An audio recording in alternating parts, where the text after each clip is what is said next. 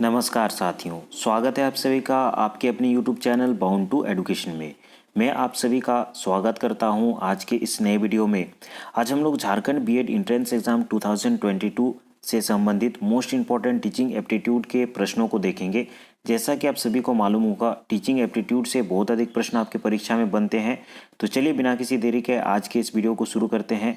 आपके एग्ज़ाम के लिए वक्त बहुत कम है और इसी कम समय के अंतराल में आपको अधिक से अधिक प्रैक्टिस करने की आवश्यकता है। मैं आपको 2-3 सेकंड का टाइम दे दूंगा, उसी समय अंतराल के अंदर आपको क्वेश्चन का आंसर देने का प्रयास करना होगा। आज का पहला क्वेश्चन है, शिक्षण के प्रशिक्षण के समय अध्यापक को कौन सी गतिविधि नहीं करनी चाहिए?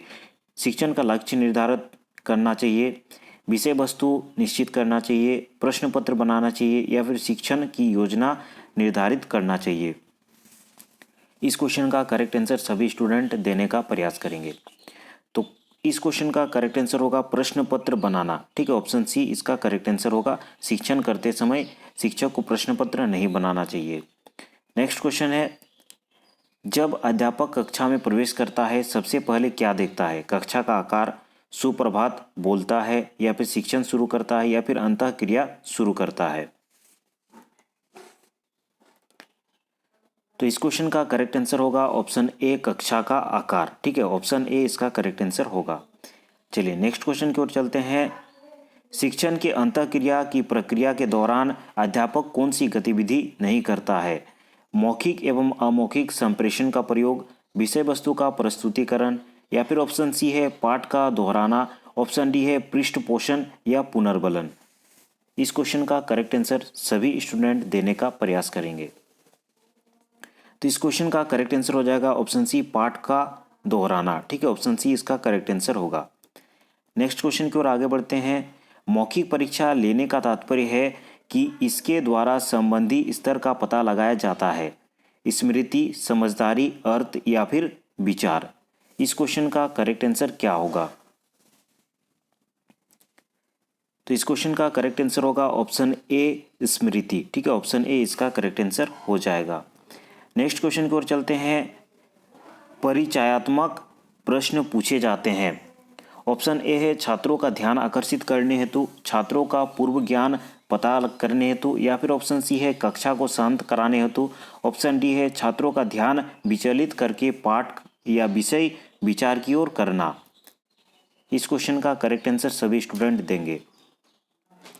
तो इस क्वेश्चन का करेक्ट आंसर होगा ऑप्शन ए, छात्रों का ध्यान आकर्षित करने हेतु। ऑप्शन ए इसका करेक्ट आंसर होगा।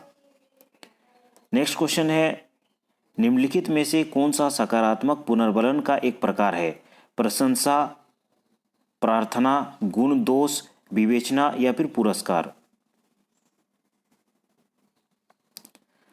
तो इस क्वेश्चन का करेक्ट आंसर होगा ऑप्शन बी, प्रार्थना। ठीक है, ऑप्शन बी इसका करेक्ट आंसर होगा। नेक्स्ट क्वेश्चन की ओर चलते हैं। निम्नलिखित में से कौन सा नकारात्मक पुनर्बलन का प्रकार नहीं है? पुनः सिद्ध करना, दंड, नाराजगी दिखाना या फिर ऑप्शन डी है कक्षा छोड़ देना।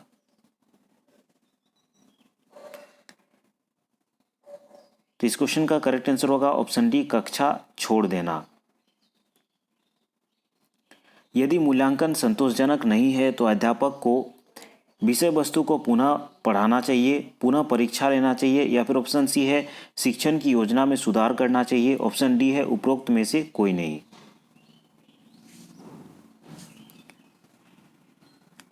तो इस क्वेश्चन का करेक्ट आंसर होगा ऑप्शन सी, शिक्षण की योजना में सुधार करना चाहिए। ऑप्शन सी इसका करेक्ट आंसर होगा। नेक्स्ट क्वेश्चन है, शिक्षण की मुख्य अवस्थाएं कौन सी है? याद करना, समझना, विचार करना या फिर इनमें से सभी। तो इस क्वेश्चन का करेक्ट आंसर होगा ऑप्शन डी, इनमें से सभी। ऑप्शन डी इसका करेक्ट आंसर होगा। नेक्स्ट क्वेश्चन है क्वेश्चन नंबर 529। निम्नलिखित में से कौन सा कथन शिक्षण का अधिकारवादी वातावरण का है? ऑप्शंस देख ले। पहला ऑप्शन है इनमें अध्यापक एक नेता के रूप में कार्य करता है, इसमें अध्यापक सत्ता का मुख्य केंद्र बिंदु होता है, या फिर ऑप्शन सी है इसमें छात्रों को पूर्ण स्वतंत्रता दी जाती है, ऑप्शन डी है इसमें अध्यापक कार्य करता है एक दोस्त, एक दार्शनिक और एक मार्गदर्शक के रूप में। इस क्वेश्चन का करेक्ट आंसर क्या होगा? तो इस क्वेश्चन का करेक्ट आंसर होगा ऑप्शन बी, इसमें अध्यापक सत्ता का मुख्य केंद्र बिंदु होता है। ऑप्शन बी इसका करेक्ट आंसर होगा। चलिए नेक्स्ट क्वेश्चन की ओर आगे बढ़ते हैं। निम्नलिखित में से कौन सा कथन शिक्षण के अधिकारवादी वातावरण का नहीं है? अध्यापक प्रक्रिया का मुख्य केंद्र बिंदु है, अध्यापक केवल सक्रिय कार्यकर्ता है, छात्र मूक दर्शक होते हैं, छात्र बहुत ज़्यादा शोर शराबा करते हैं।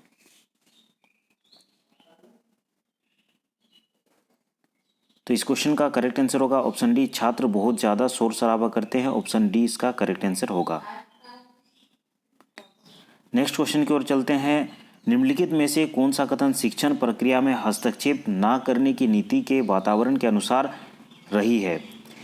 अध्यापक एक अधिकारी है, अध्यापक एक नेता है। ऑप्शन सी है कि छात्र प्रक्रिया का केंद्र बिंदु है, उसे स्वतंत्रता देनी चाहिए, अध्यापक एक दोस्त है। इस क्वेश्चन का करेक्ट आंसर क्या होगा? इस क्वेश्चन का करेक्ट आंसर होगा छात्र प्रक्रिया का केंद्र बिंदु है, उसे पूर्ण स्वतंत्रता देनी चाहिए। ऑप्शन सी इसका करेक्ट आंसर होगा। नेक्स्ट क्वेश्चन है, हस्तक्षेप ना करने के कक्षा के वातावरण की मुख्य कमी है?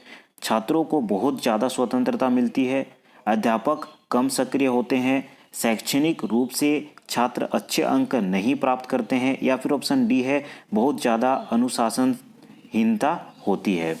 इस क्वेश्चन का करेक्ट आंसर क्या होगा? तो इस क्वेश्चन का करेक्ट आंसर हो जाएगा ऑप्शन सी, शैक्षणिक रूप से छात्र अच्छे अंक नहीं प्राप्त करते हैं। ऑप्शन सी इसका करेक्ट आंसर होगा।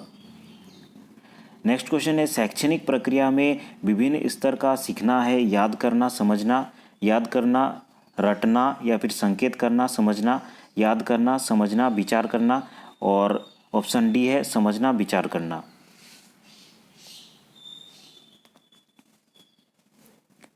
तो इस क्वेश्चन का करेक्ट आंसर होगा ऑप्शन सी, याद करना, समझना और विचार करना। ऑप्शन सी इसका करेक्ट आंसर होगा। नेक्स्ट क्वेश्चन है, कक्षा 5 का एक बच्चा गणित में गुणनफल की शाब्दिक समस्या हल करता है। वह प्राप्त करना चाहता है याद करने के स्तर संबंधी अधिगम, समझदारी स्तर से संबंधी अधिगम, विचार करने के स्तर संबंधी अधिगम, या फिर ऑप्शन डी है उपरोक्त सभी।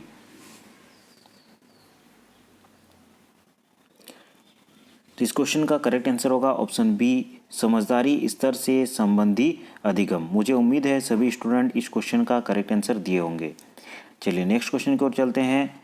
विचार करके सीखने में सम्मिलित है स्मृति स्तर, समझदारी स्तर, स्मृति एवं समझदारी दोनों, या फिर उपरोक्त में से कोई नहीं।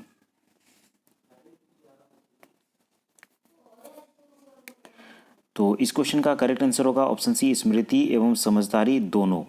ऑप्शन सी इसका करेक्ट आंसर होगा। नेक्स्ट क्वेश्चन है, निम्नलिखित में से कौन सा अधिगम का स्तर समस्या समाधान या समस्या केंद्रित से जुड़ा है? स्मृति स्तर, विचार करने का स्तर, समझदारी स्तर, या फिर इनमें से सभी।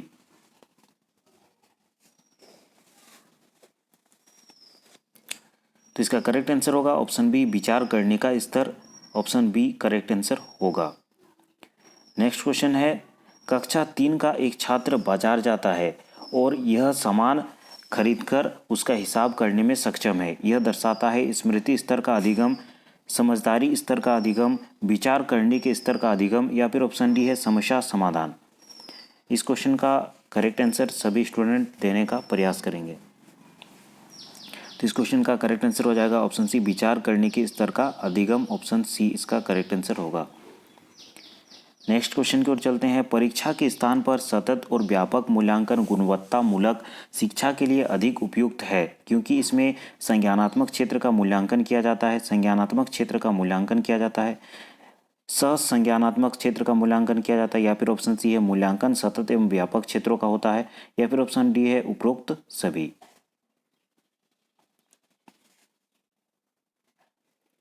तो इस क्वेश्चन का करेक्ट आंसर होगा मूल्यांकन सतत एवं व्यापक क्षेत्रों का होता है। ऑप्शन सी इसका करेक्ट आंसर होगा। नेक्स्ट क्वेश्चन है, मूल्यांकन का उद्देश्य है बच्चे को उत्तीर्ण या फिर अनुत्तीर्ण घोषित करना, बच्चा क्या सीखता है यह जानना, या फिर बच्चे के सीखने में कोई कठिनाई को जानना, या फिर उपरोक्त सभी।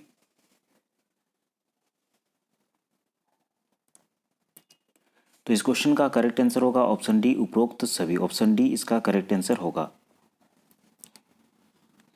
विज्ञान एवं कला प्रदर्शनियों, संगीत एवं नृत्य प्रस्तुतियों तथा विद्यालय पत्रिका निकालना के लिए है अभिभावकों को संतुष्ट करने, सृजनात्मक मार्ग, शिक्षार्थियों को उपलब्ध कराने, विभिन्न व्यवसायों के लिए विद्यार्थियों को प्रशिक्षित करने, या फिर ऑप्शन डी है विद्यालय का नाम रोशन करने।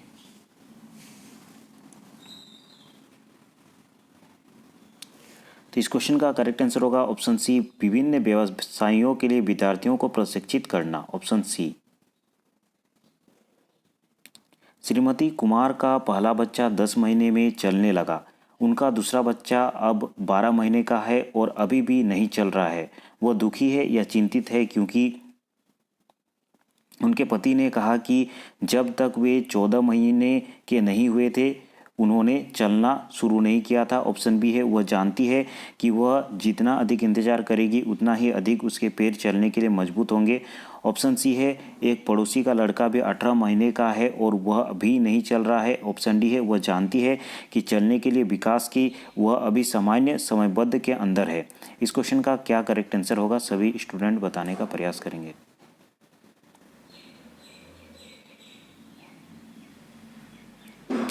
तो इस क्वेश्चन का करेक्ट आंसर हो जाएगा ऑप्शन डी, वह जानती है कि चलने के लिए विकास के लिए अभी सामान्य समयबद्ध के अंतर है। ऑप्शन डी इसका करेक्ट आंसर होगा। नेक्स्ट क्वेश्चन है, यदि एक शिक्षार्थी कक्षा में निश्चित लक्ष्य को प्राप्त करने में असफल होता है तो यह प्रदर्शित करता है शिक्षार्थी का असफल, कक्षा की असफलता, विद्यालय की असफलता, या फिर ऑप्शन डी है माता पिता की असफलता।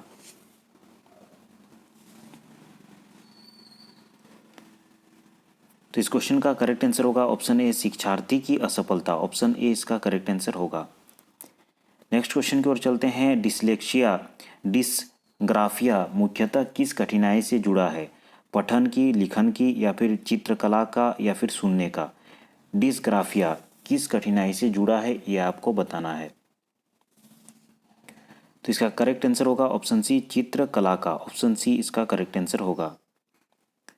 नेक्स्ट क्वेश्चन है, जब एक विद्यार्थी असफल होता है तो समझा जाता है पद्धति असफल है, शिक्षक असफल है, पाठ्य पुस्तकें असफल है, या फिर यह व्यक्तिगत असफलता है। तो इस क्वेश्चन का करेक्ट आंसर होगा ऑप्शन डी, यह व्यक्तिगत असफलता है। ऑप्शन डी इसका करेक्ट आंसर होगा। नेक्स्ट क्वेश्चन है, विद्यालय से विद्यार्थियों को भाग जाने का कारण है कक्षा शिक्षण में रुचि का अभाव, विद्यार्थियों में अध्ययन में रुचि का अभाव, या फिर ऑप्शन सी है विद्यार्थियों को दंड देना। ऑप्शन डी है समस्या के प्रति शिक्षकों की निर्दयी अभिवृत्ति।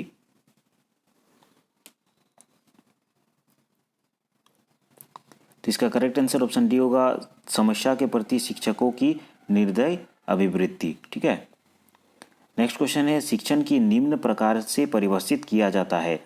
अधिगम का सरलीकरण, शिक्षकों द्वारा ज्ञान का स्थानांतरण तथा छात्र द्वारा ज्ञान को ग्रहण करना, पाठ्यपुस्तकों को पढ़ना, या फिर ऑप्शन डी है शिक्षकों द्वारा ज्ञान का स्थानांतरण।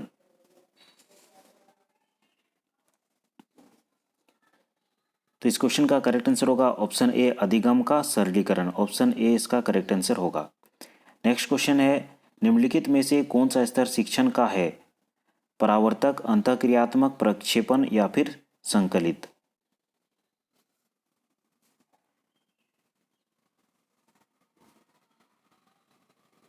तो इस क्वेश्चन का करेक्ट आंसर होगा ऑप्शन ए, परावर्तक। बहुग्रेड अध्यापन वह है जिसमें एक शिक्षार्थी एक ही समय में एक से अधिक कक्षाएं उत्तीर्ण कर सकता है। ऑप्शन बी है एक अध्यापक को एक ही समय में एक से अधिक कक्षाओं के बच्चों को पढ़ाना पड़ता है। ऑप्शन सी है कक्षाभर अध्यापन का कोई अर्थ नहीं है। ऑप्शन डी है उपरोक्त सभी। इस क्वेश्चन का करेक्ट आंसर सभी स्टूडेंट देने का प्रयास करेंगे। अगर आप आंसर नहीं देते हैं तो कम से कम मन में सोचा करें, जिससे आपका प्रैक्टिस हो जाएगा। इसका करेक्ट आंसर होगा ऑप्शन बी, एक अध्यापक को एक ही समय में एक से अधिक कक्षाओं के विद्यार्थियों को पढ़ाना। ऑप्शन बी इसका करेक्ट आंसर होगा। नेक्स्ट क्वेश्चन है, शिक्षा का उद्देश्य होना चाहिए। शिक्षा का उद्देश्य क्या होना चाहिए ये आपको बताना है। शिक्षार्थियों में व्यावसायिक कौशल का विकास करना, विद्यार्थियों में सामाजिक चेतना का विकास करना। ऑप्शन सी है विद्यार्थियों को परीक्षा के लिए तैयार करना। ऑप्शन डी है विद्यार्थियों को व्यवहारिक जीवन के लिए तैयार करना। इस क्वेश्चन का करेक्ट आंसर सभी स्टूडेंट देने का प्रयास करेंगे। तो इस क्वेश्चन का करेक्ट आंसर होगा ऑप्शन डी, विद्यार्थियों को व्यावसायिक जीवन के लिए तैयार करना। ऑप्शन डी इसका करेक्ट आंसर होगा। ठीक है। नेक्स्ट क्वेश्चन है, किसी पाठ को पढ़ाने से पहले एक अध्यापक को क्या करना चाहिए?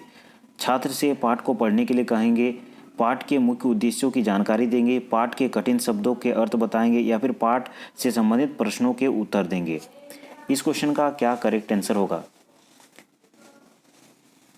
तो इस क्वेश्चन का करेक्ट आंसर होगा ऑप्शन बी, पाठ के मुख्य उद्देश्यों की जानकारी देंगे। ऑप्शन बी इसका करेक्ट आंसर होगा। तो जितने भी मोस्ट इंपॉर्टेंट क्वेश्चन थे आज के इस वीडियो में हम लोगों ने कवर किया। आज के सारे क्वेश्चंस बहुत ही अधिक इंपॉर्टेंट थे। अगर आपने अच्छी तरीके से देखा तो इससे 1 से 2 प्रश्न अवश्य रहेंगे, क्योंकि प्रीवियस ईयर में इसी लेवल के क्वेश्चंस बने थे। अगर इसी प्रकार झारखंड से संबंधित विभिन्न प्रकार के प्रतियोगी परीक्षाओं से संबंधित आप वीडियोज़ देखना चाहते हैं तो चैनल के प्लेलिस्ट को विजिट कर सकते हैं। वहाँ पर विभिन्न प्रकार के वीडियोज़ आपको देखने को मिल जाएंगे। अगर आपने अभी तक चैनल को सब्सक्राइब नहीं किया है तो इसे ज़रूर सब्सक्राइब कर दे।